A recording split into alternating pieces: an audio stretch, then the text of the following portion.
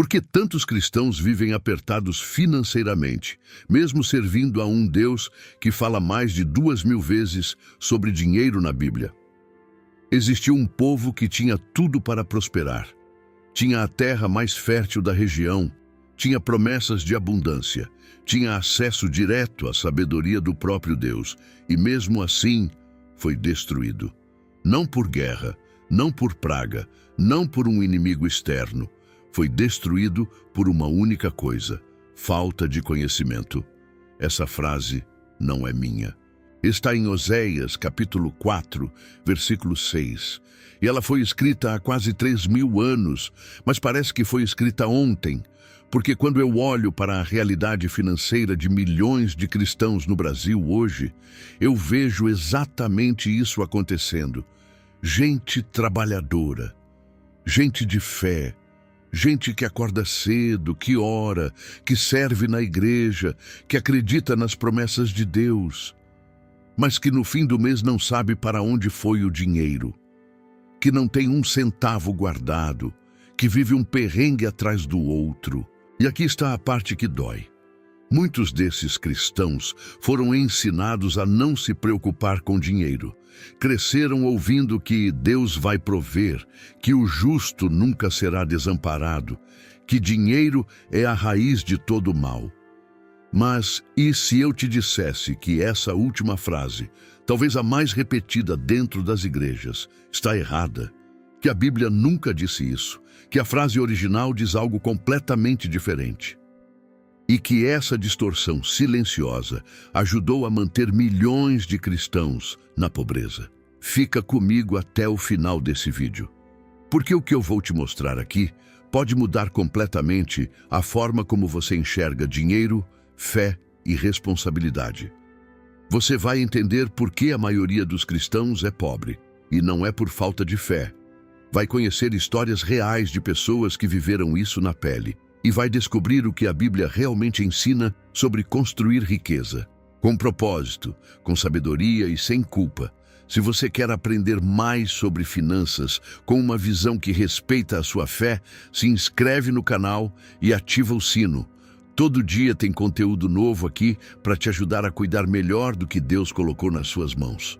Agora, vamos começar pelo começo, pelo erro que quase ninguém percebe. Antes de mergulhar no tema, preciso te mostrar o tamanho do problema. Porque não é um exagero dizer que a maioria dos cristãos do Brasil tem uma relação complicada com o dinheiro. Segundo dados do IBGE e de pesquisas recentes sobre endividamento, mais de 78% das famílias brasileiras estão endividadas. E entre famílias que se declaram cristãs, que são a maioria do país, a situação não é diferente. Em muitos casos, é até pior. E aqui está o detalhe que quase ninguém discute. Não é que os cristãos ganhem menos, não é que sejam menos trabalhadores. O problema é outro. O problema é que dentro de muitas comunidades de fé, falar sobre dinheiro virou tabu. Investir virou ganância. Planejar virou falta de fé. Poupar virou avareza. Pensa comigo. Quantas vezes você já ouviu um sermão detalhado sobre como montar uma reserva de emergência? Quantas vezes a sua igreja ofereceu um curso sobre como sair das dívidas? Quantas vezes alguém te ensinou, dentro do ambiente da fé, a diferença entre gastar, poupar e investir? Se a sua resposta for nunca ou quase nunca, você não está sozinho. Essa é a realidade da esmagadora maioria. E o resultado disso é previsível.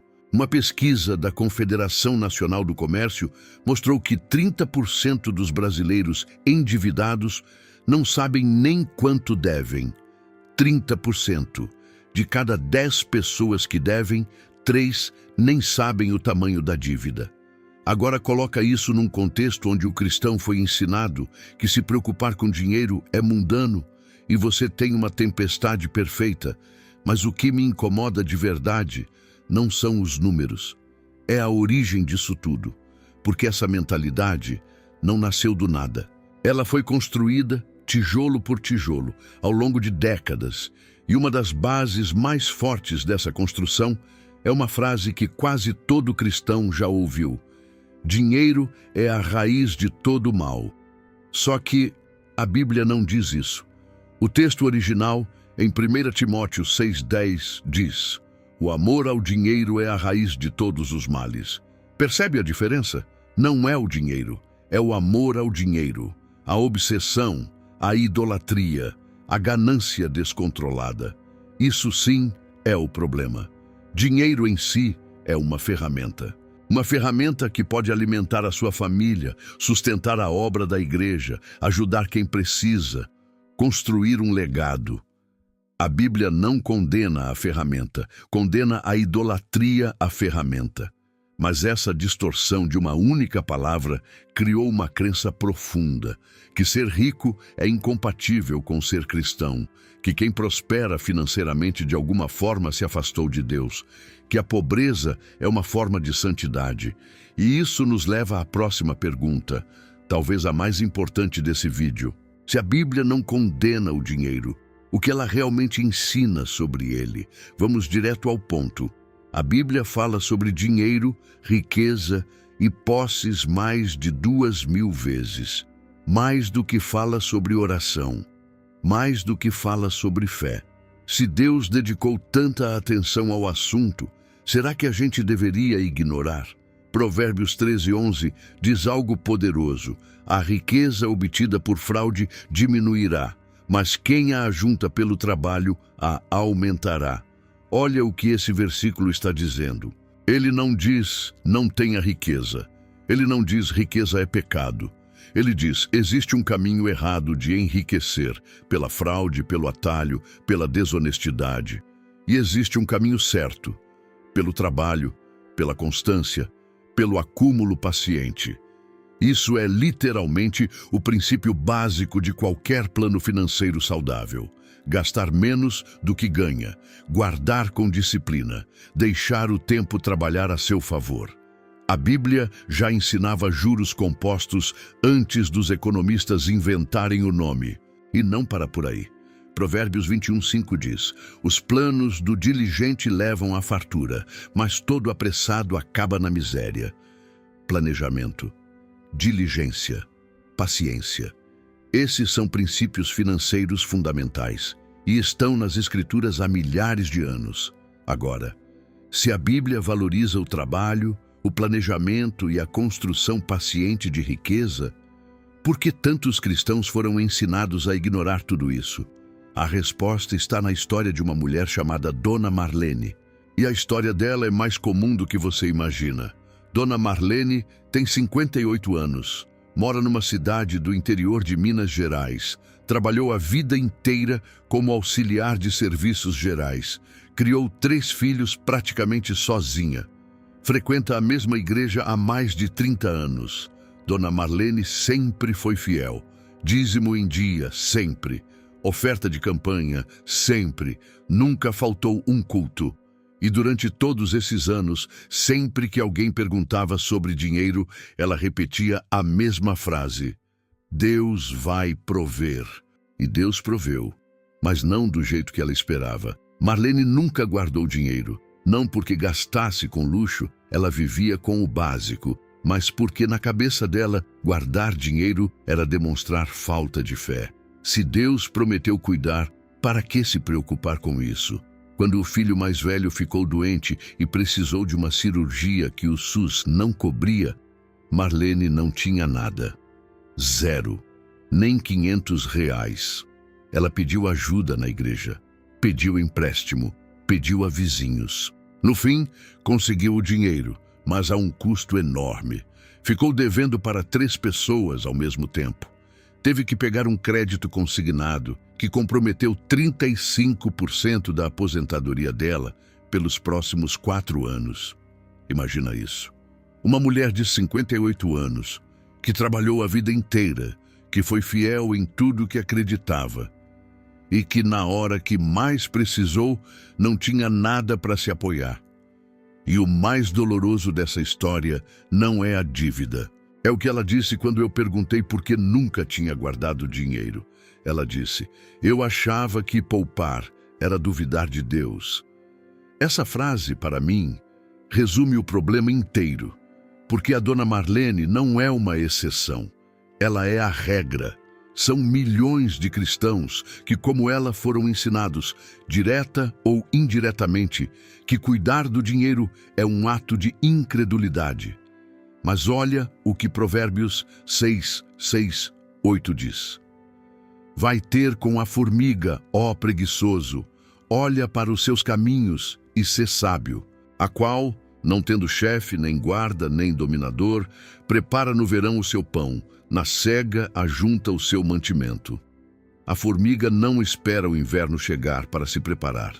Ela antecipa, ela guarda, ela planeja, e Deus usa justamente esse exemplo para nos ensinar sabedoria. Guardar não é duvidar de Deus, guardar é obedecer a Deus. A dona Marlene não errou por maldade, ela errou por falta de conhecimento. E lembra o que Oséias disse? O meu povo foi destruído por falta de conhecimento, não por falta de fé, por falta de conhecimento. Agora eu preciso falar sobre algo que pouca gente tem coragem de dizer. Existe dentro de muitas igrejas uma cultura que eu chamo de falsa humildade financeira. É quando ser pobre vira sinônimo de ser santo, quando não ter nada vira prova de que você depende de Deus. Quando qualquer sinal de prosperidade financeira levanta suspeita, será que ele está servindo a Deus ou a Mamon? Essa mentalidade é mais perigosa do que qualquer dívida no cartão de crédito, porque ela não ataca o seu bolso, ela ataca a sua identidade. Ela te faz sentir culpa por querer viver com dignidade financeira.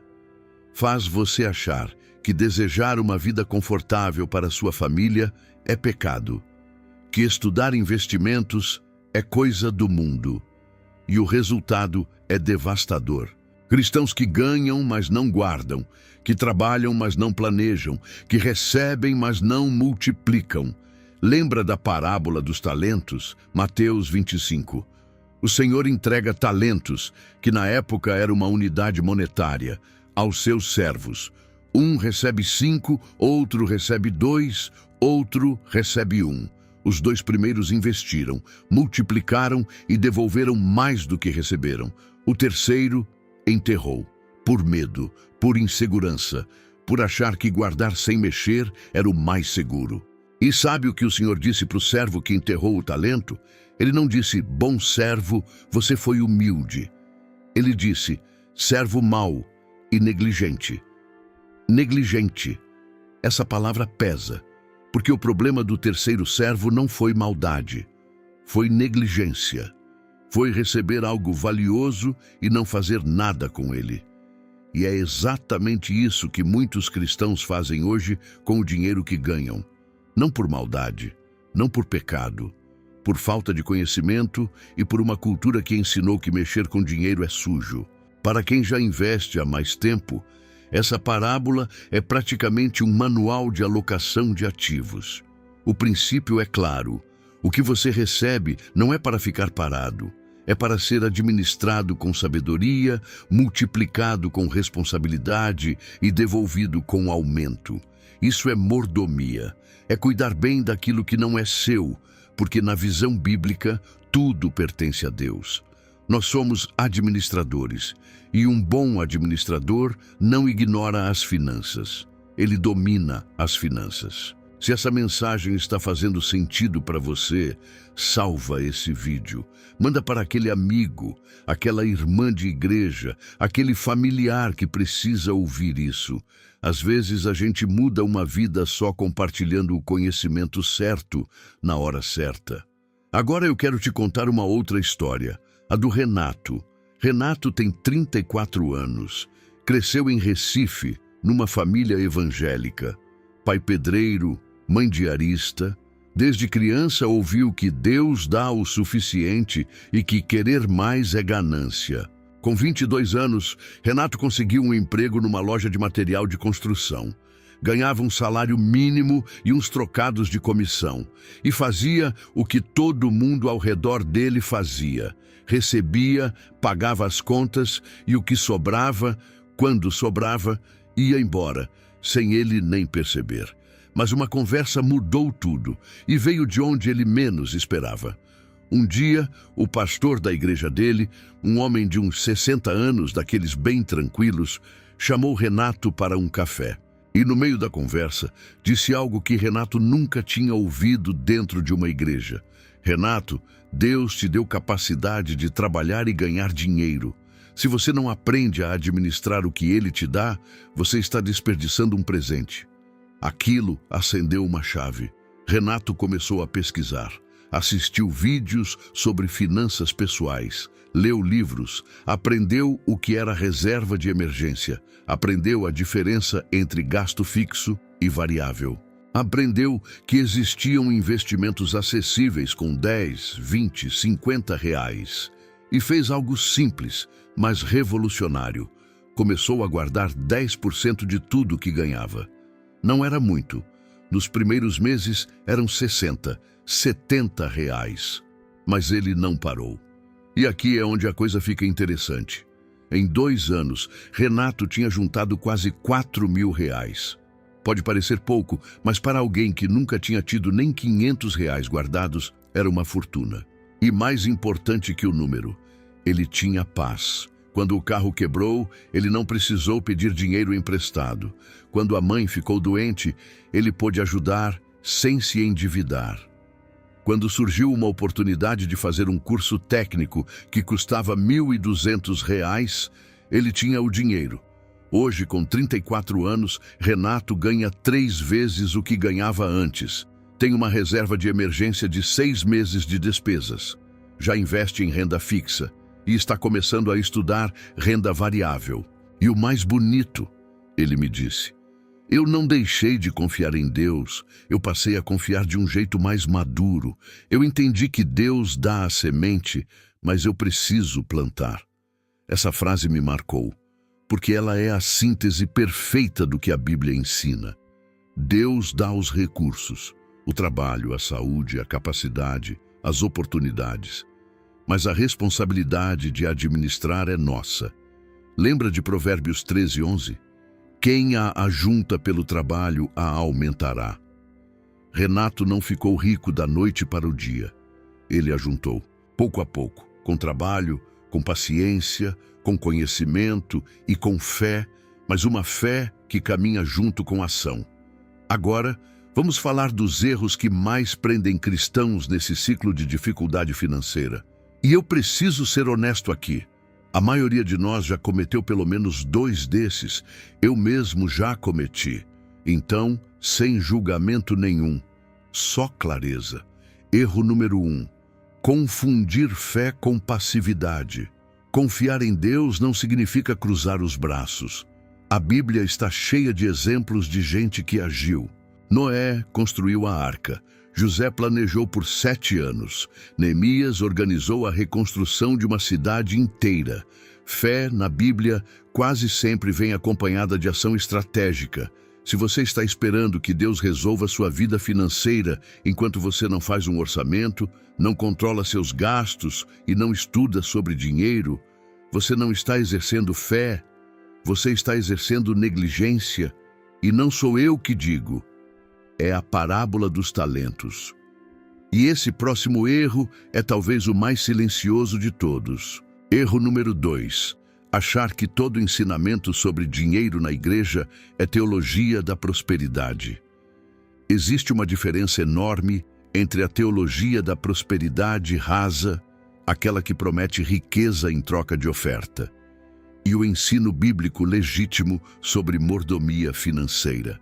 Quando alguém na igreja fala sobre poupar, investir e planejar, não é evangelho da prosperidade. É sabedoria prática que a própria Bíblia ensina. Jogar fora o ensino financeiro por medo de cair na teologia da prosperidade é como jogar fora o remédio por medo do efeito colateral. O problema não é o remédio, é a dose errada. Erro número 3. Dar além do que pode e se endividar por isso. Esse é delicado, mas precisa ser dito. Generosidade é um princípio bíblico lindo, mas generosidade não é se destruir financeiramente. Paulo diz em 2 Coríntios 8:12 que a oferta deve ser proporcional ao que a pessoa tem, porque, se há boa vontade, será aceita segundo o que o homem tem e não segundo o que não tem. Se você está dando oferta e ficando sem pagar a luz de casa, algo está errado. E o problema não é a generosidade, é a falta de organização financeira que impede você de ser generoso de forma sustentável. E o último erro é, talvez, o que mantém mais gente travada. Erro número 4. Sentir culpa por querer prosperar. Se Deus não quisesse que o seu povo prosperasse, não teria dedicado centenas de versículos ao assunto. Não teria dado exemplos de homens ricos e fiéis, como Abraão, Jó, José de Arimateia. Não teria ensinado princípios de multiplicação, planejamento e diligência. Querer viver com dignidade financeira, dar uma boa educação para os seus filhos, ajudar a igreja com generosidade real, abençoar quem precisa, nada disso é pecado. Isso é propósito. Agora, chega de diagnóstico. Vamos para a prática. Se esse vídeo fez sentido para você até aqui, eu quero que você saia daqui com passos concretos. Não amanhã, hoje. E o primeiro passo é mais simples do que você imagina. Passo 1. Faça as pazes com o dinheiro. Antes de qualquer planilha, qualquer investimento, qualquer número, você precisa resolver algo dentro de você. Precisa entender, de verdade, que cuidar do dinheiro não é pecado, é mordomia, é responsabilidade, é obediência. Releia os versículos que a gente viu hoje. Provérbios 13:11, Provérbios 21:5, a parábola dos talentos, Oséias 4:6. Deixa essas palavras entrarem, porque enquanto você carregar culpa por querer organizar sua vida financeira, você não vai conseguir avançar. Passo 2. Saiba exatamente quanto entra e quanto sai. Pega um papel, um caderno, o bloco de notas do celular, qualquer coisa, e anota quanto você ganha por mês e quanto você gasta. Em quê? A maioria das pessoas não sabe essa resposta. E se você não sabe para onde vai o seu dinheiro, você não controla o seu dinheiro. Ele controla você. Não precisa ser nada sofisticado, só precisa ser honesto. Lembra de Provérbios 27:23. Procura conhecer bem a situação das tuas ovelhas, cuida bem dos teus rebanhos. Traduzindo, conheça seus números. Passo 3. Comece a guardar qualquer valor. Se você ganha pouco, guarde pouco. R$ 50, R$ 30, R$ 20. O valor não importa tanto quanto o hábito. A formiga não carrega um tronco inteiro de uma vez. Ela carrega um grão por vez, mas carrega todo dia. Abre uma conta num banco digital. Separa um valor automático todo mês e não mexe. Isso é a sua reserva de emergência. É o seu colchão de segurança. É o que vai te proteger quando o imprevisto vier, e ele vai vir. E esse quarto passo, esse é o que diferencia quem sai do ciclo de quem fica preso nele para sempre. Passo 4. Estude. Aprenda. Busque conhecimento. Oséias 4:6 diz que o povo foi destruído por falta de conhecimento. Então a solução é buscar conhecimento. Leia livros sobre finanças, assista vídeos como esse, faça cursos gratuitos, tem dezenas na internet. Converse com pessoas que entendem de dinheiro. E se você lidera na sua igreja, pastor, líder de grupo, professor de escola bíblica, pense seriamente em incluir educação financeira no seu ministério, porque se a Bíblia fala tanto sobre dinheiro, a igreja também deveria falar. Passo 5. Seja generoso de forma inteligente. Continue dando. Continue sendo generoso. Mas faça isso com planejamento. Separe um percentual definido, seja o dízimo, seja uma oferta mensal. E faça isso dentro do seu orçamento.